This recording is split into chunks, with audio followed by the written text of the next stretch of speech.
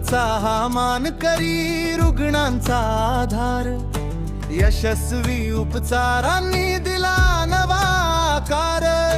नवचैतन्य नावाचं झळकत ते दार.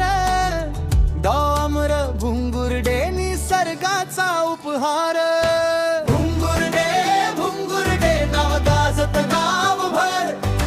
रुग्णांना मिळते सेवा हसत आयुष्यभर. भुंगुर्डे भुंगुर्डे तुझं आहे हे वर. सर्वांच्या मनात वसला तुझा आमचा आधार.